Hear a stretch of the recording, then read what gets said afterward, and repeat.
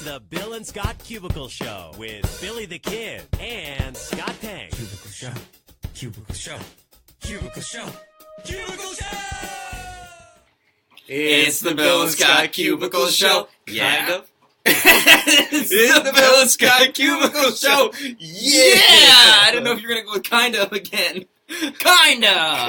Mostly. Not really. What's up? I'm Scott. And I'm Bill. And this is the Bill and Scott Cubicle Show. Epi number 151. 151 is part of the Cubicle World Tour. We're live, on location, on the floor. We gotta bring it down because we got a librarian that is out to get us. We gotta explain. Okay, so there's a volume. Sorry. There's a volume dynamic here. So the way this works is you're familiar with the concept of there's outdoor voices, which I might get in trouble for that, the sonic ramifications. Yeah, that just and there's indoor voices, like we're speaking interpersonal communication. Then there's library voices, and then there's cubicle voices. We have to use our cubicle voices. Make sure you cubicle voice it up there. Oh man, I feel like I'm in kindergarten, sitting on the ground. Yeah. And I had to like pull up my underwear so that my crack wasn't hanging out the back of my pants, because there's nothing tackier than a crack ear hanging out the back of your pants. I said that earlier and I was like, dang, I can't believe that actually just came straight off the dome like a hot 16, except maybe 1/16 of a hot 16. Maybe an 8. That may be 2 bars. Okay, so we got a lot to get to. Cardi B, she revealed that she is definitely pregnant this weekend. Some stuff with this guy, this actor from Arrow, telling you to boycott a store. We'll get into that in a second. How you actually know if you're adulting. Blac Chyna threatened Rob Kardashian. She is on one. The weekend, he's making some noise out here. He's splish-splashing. Splish splash, we're taking a bath. Oh, with a rubber ducky, and I'm taking a bath. Soap. So, dub. Alright, so, and plus it's Monday, so we got some more favorite memes from the past week. But let's start it off with the big talk. I don't know why it's so hot on this floor.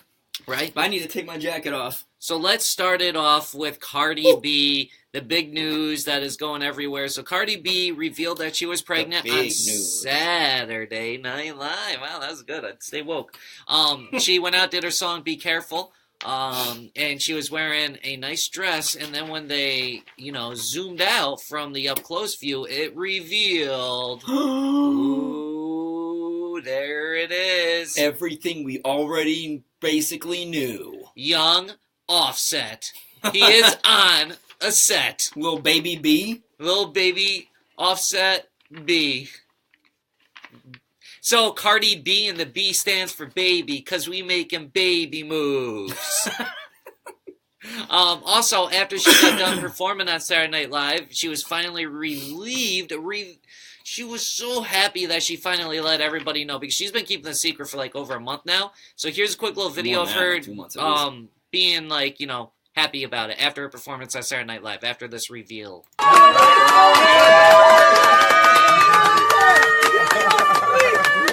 You did it! Your excitement. I'm finally free! I take a little bit of issue with this, as I do with most things in life. She's backstage after SNL going, I'm finally free! Like it wasn't her decision in the first place to tell people about it. Like, I get it, when you make a goal for yourself and you want to stick to it, that can be difficult. But what even was the purpose of waiting this long to make this announcement? Right, because... I'm glad you asked.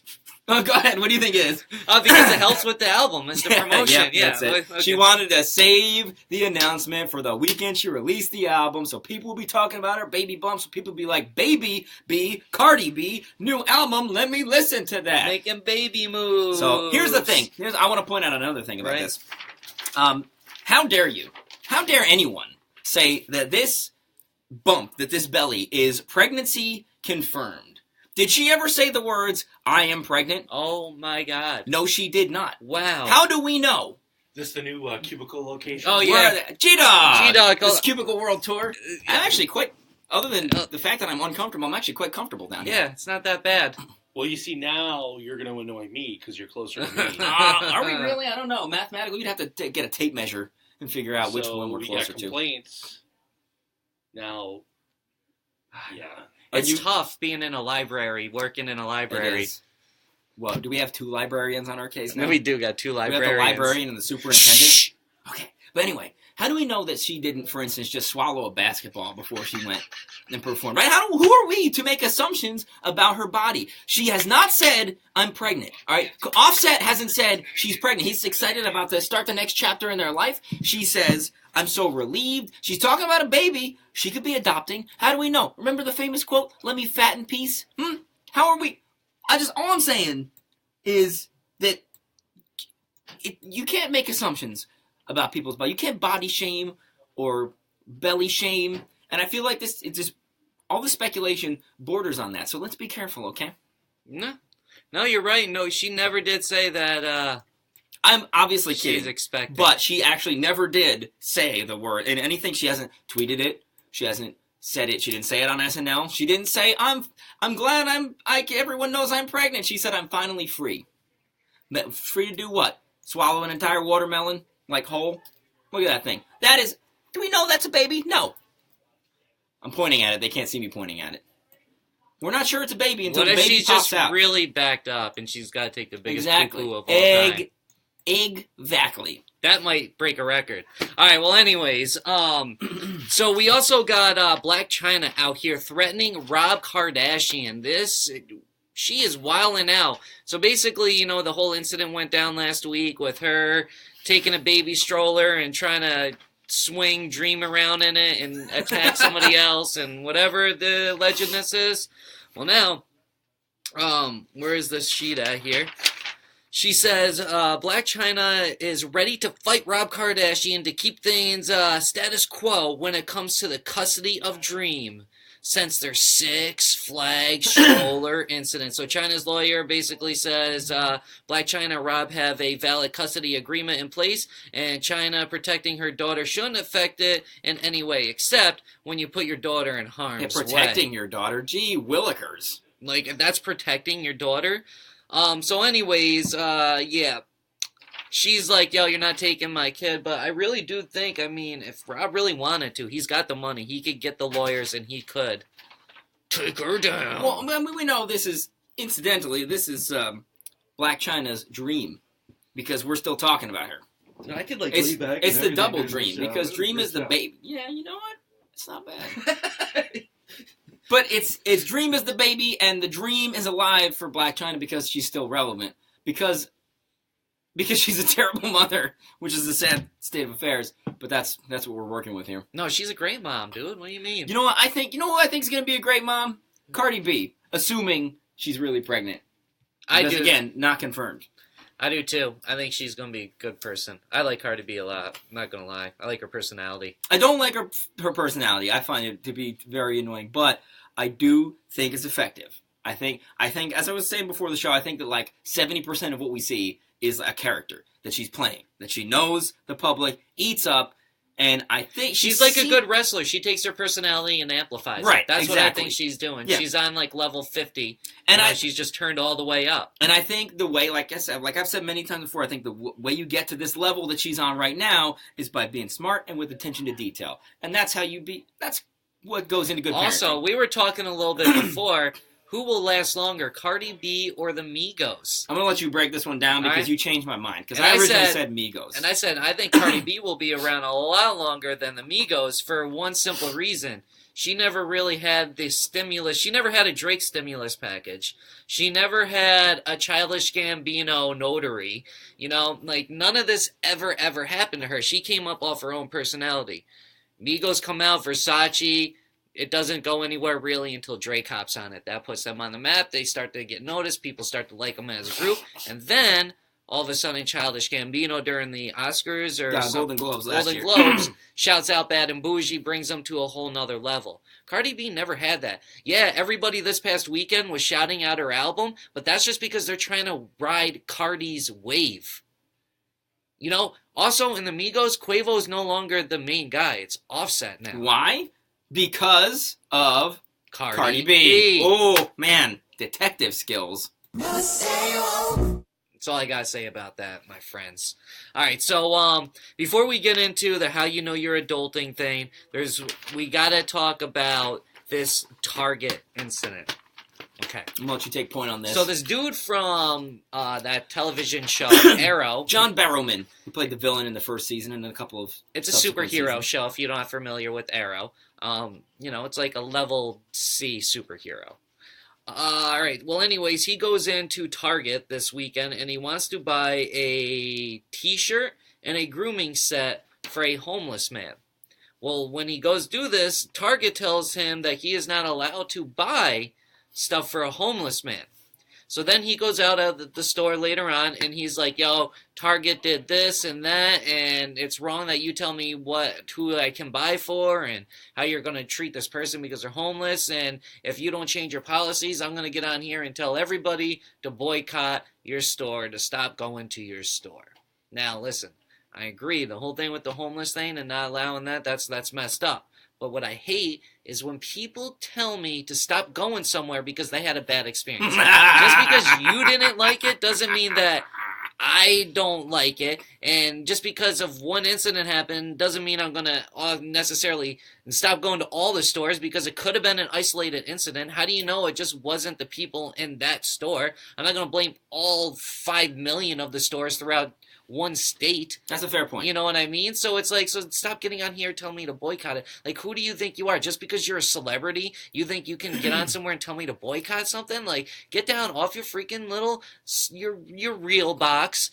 Because you're an actor, real for tape. R-E-E-L. Okay, so get off your real box and, like, stop trying to, like, tell me to do stuff. Like, it's, I don't know. Just I want to address a few points that you made here specifically. First of all, I think mostly what this boils down to is probably breakdown in communication. I'm guessing what happened is some employee told him not that he couldn't buy clothes for homeless people, but probably that he shouldn't buy things for people who are standing outside panhandling. Because like at the Northway Mall Target, and there's always somebody out there standing out there asking for money. And they tend to chase those people away because they don't want them out there. It makes the store look bad.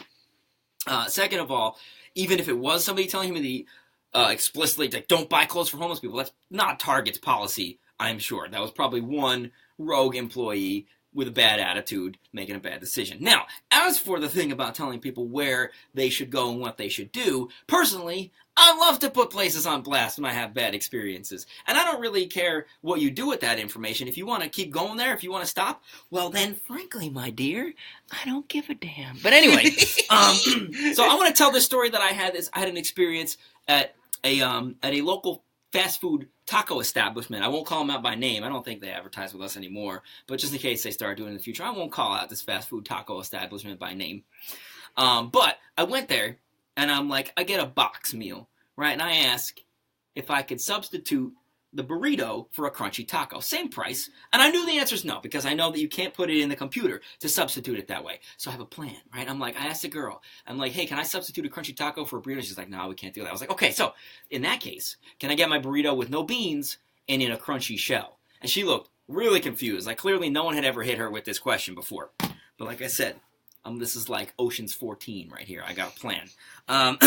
So she goes back and gets the girl who's working the drive-thru. She comes up. She's like, "You want to put the burrito in a crunchy shell? I'm not sure we can do that." So she goes back, talks to her manager, comes back, and she's like, "Yeah, I'm sorry, we can't do that. We just can't put the ingredients in the shell." I'm like, You can't put beef and cheese in a crunchy shell. You know what they call that? It's called a taco. And if you could just replace my burrito with taco, we wouldn't have a problem. I meant to tweet this story, but then I got lazy and didn't feel like doing it because it was going to take multiple tweets in the thread. I'm not saying don't go to this place. I'm just saying, like, why can't you just that's your difference.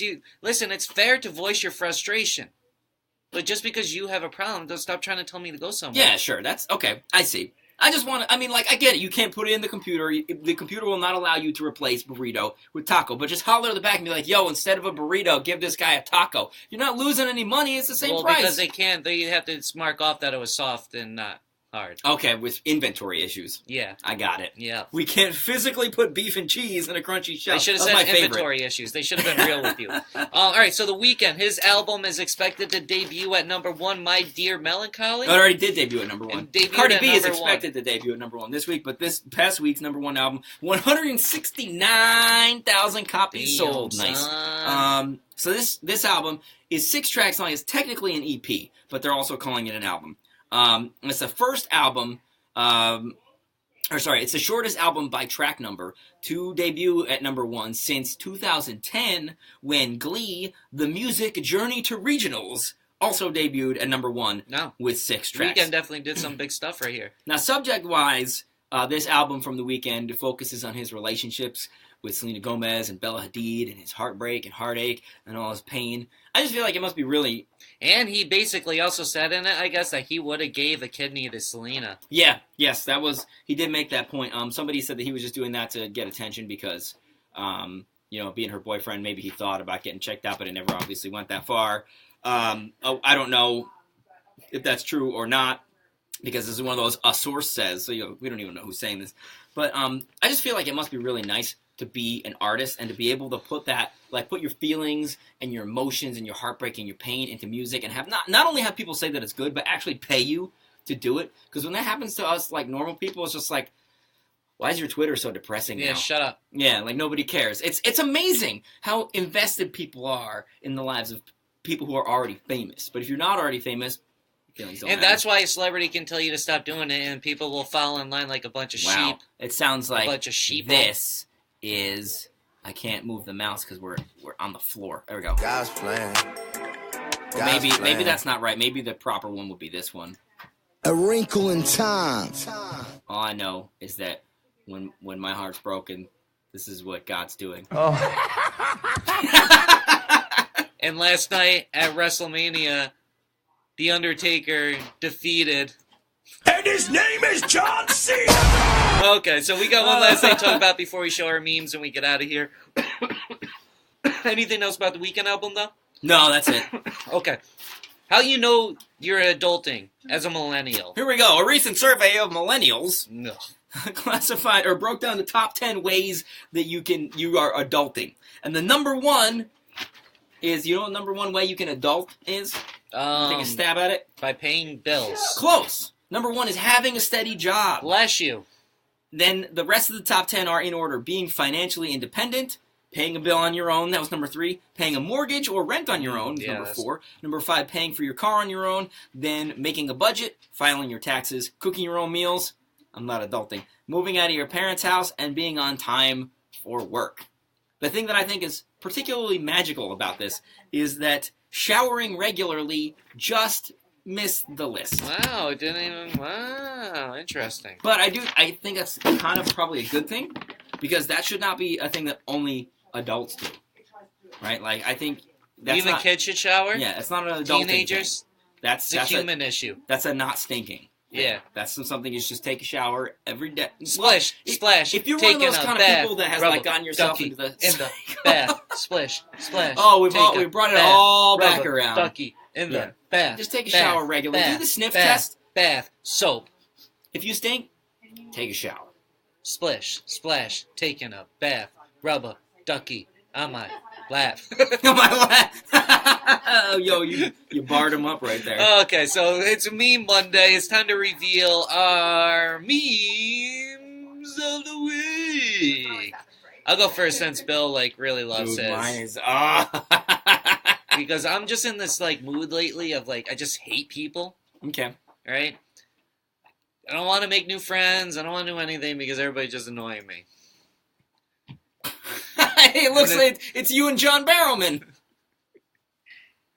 Who's that? The guy about Target. Oh, yeah, okay. Yep, so when your dumbest friend offers their opinion, shut up. And that's why I don't want to make new friends, because what if they're dumb, and then I gotta listen to their dumb opinions? I hate making new friends. Ugh. I only like people that I already know that I like. Yeah. Ain't that the truth? Okay, here we go. Here's Bill's meme for the day. Check out this fire. Shh. Remember, there's a librarian. Tweeting the Do you get it, people? Tweeting the paper, Johnson. We're only missing the scissors. Chop, chop. So as soon as he throws up the peace sign in a picture, we can complete the trifecta. Oh, my God. Oh. Whew. So... With that being said, that is it for today's episode of the Bill and Scott Cubicle Show.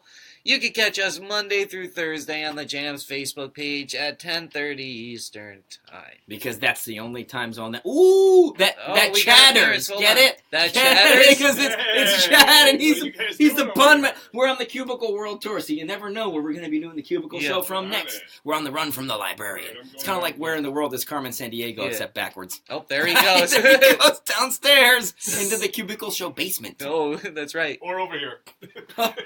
There he goes. Okay, bye. 1. Cubicle Show.